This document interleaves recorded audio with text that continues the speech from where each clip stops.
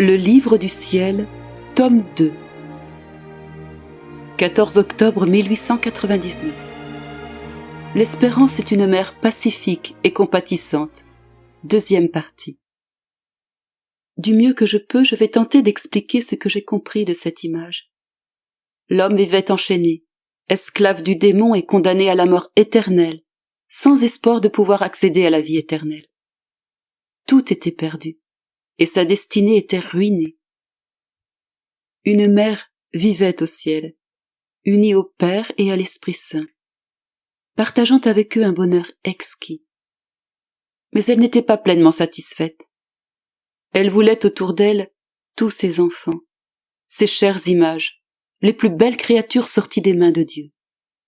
Du haut du ciel, ses yeux étaient fixés sur l'humanité perdue.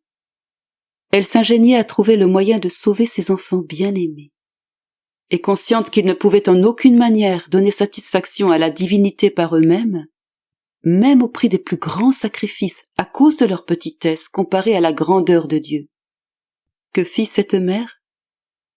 Voyant que le seul moyen de sauver ses enfants était de donner sa vie pour eux, en épousant leurs souffrances et leurs misères, et en faisant tout ce qu'ils auraient dû faire eux-mêmes, elle se présenta en larmes devant la divinité.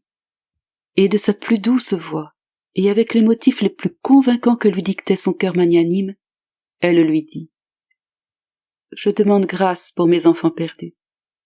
Je ne puis supporter de les voir séparés de moi. Je veux les sauver à tout prix. Et puisqu'il n'y a pas d'autre moyen que de donner ma vie pour eux, je veux le faire pourvu qu'ils retrouvent la leur. Qu'attends-tu d'eux? La réparation? Je ferai réparation pour eux. La gloire et l'honneur? Je te rendrai gloire et honneur en leur nom. Des actions de grâce? Je te rendrai grâce pour eux. Tout ce que tu attends d'eux, je te le donnerai, pourvu qu'ils soient admis à régner à mes côtés. » Émue par les larmes et l'amour de cette mère compatissante, la divinité se laissa convaincre et se sentit portée à aimer ses enfants. Ensemble, les personnes divines se penchèrent sur leur malheur et acceptèrent le sacrifice de cette mère qui donnera pleine satisfaction pour les racheter. Dès que le décret fut signé, elle quitta aussitôt le ciel et se rendit sur la terre.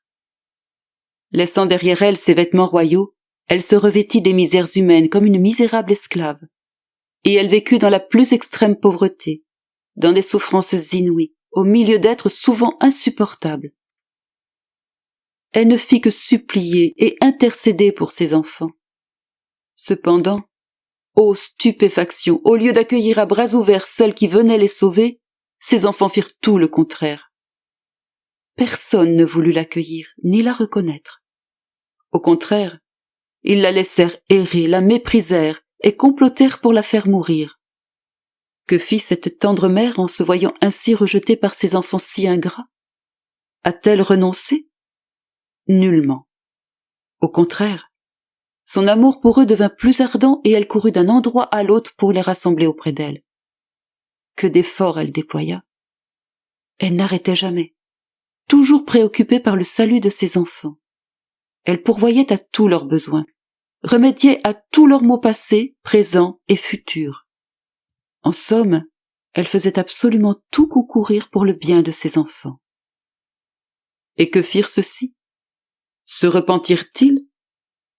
Pas du tout.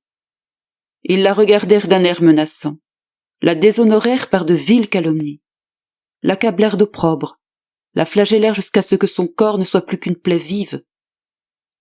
Enfin, ils la firent mourir de la mort la plus infâme, au milieu de spasmes et de douleurs extrêmes. Et que fit cette mère au milieu de tant de souffrances? Allait-elle haïr ses enfants si indisciplinés et arrogants? Pas du tout. Elle les aima encore plus passionnément, offrit ses souffrances pour leur salut, et en rendant son dernier souffle, leur murmura un dernier mot de paix et de pardon.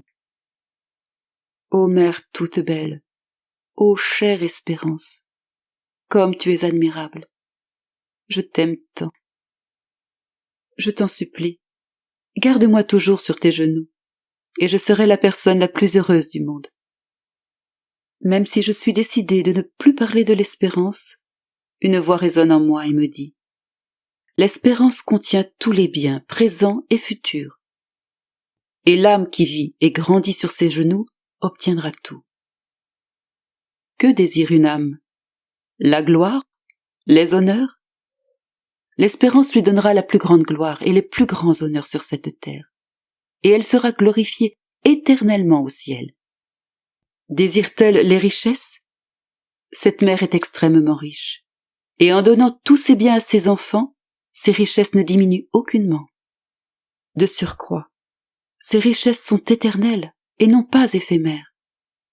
Désire-t-elle des plaisirs, des satisfactions?